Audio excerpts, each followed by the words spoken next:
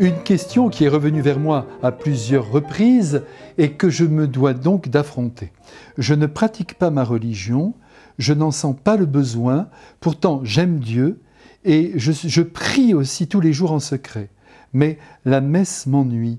Quel conseil me donnez-vous ? Eh bien, tout d'abord, je vous remercie de votre franchise et je dois vous dire qu'à votre sujet, je suis tout à fait rassuré car votre cœur est tourné vers plus grand que vous et c'est déjà beaucoup puisque vous aimez Dieu et que vous le priez dans le secret, ce qui réjouit le Christ, lui qui nous a dit « Quand tu pries, retire-toi dans ta chambre, ferme ta porte et prie ton Père qui est là dans le secret et ton Père te le rendra. » Donc, vous accomplissez déjà le désir du Christ en le retrouvant au plus intime du cœur. En ce qui concerne la messe, je crois qu'il est important d'approfondir toujours ce qu'elle représente. Et la raison pour laquelle le Christ l'a créée de toutes pièces. Je vous le dis sans détour, c'est en vue d'une rencontre d'amour entre lui et nous, en vue d'une communion de cœur et de corps.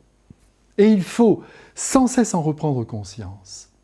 Lorsque le prêtre prononce les paroles de la consécration « Ceci est mon corps, ceci est mon sang », le Christ se rend réellement présent en se substituant au pain et au vin qui deviennent alors son corps et son sang. Et lorsque nous le recevons, son être entre dans notre propre être.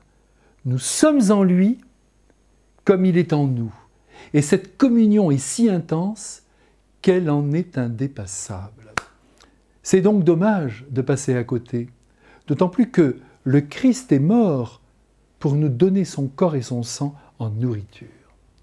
Maintenant, si vous vous ennuyez pendant la messe, c'est que la paroisse où vous allez ne vous convient pas, c'est que le prêtre ne vous correspond pas. Et il est donc légitime de changer de crèmerie, même si Jésus passe par ce prêtre et cette paroisse pour donner ses grâces à d'autres qui en sont très heureux. Vous changez de médecin, n'est-ce pas, s'il ne vous convient pas, même s'il professe la médecine officielle. Eh bien, faites de même. Allez là où votre cœur et votre esprit se sentent à leur aise, là où vous êtes nourris. Vraiment, quel dommage que de perdre la messe en raison de l'ennui que l'on peut y ressentir. Et puis, n'oubliez plus que l'Eucharistie est une rencontre d'amour.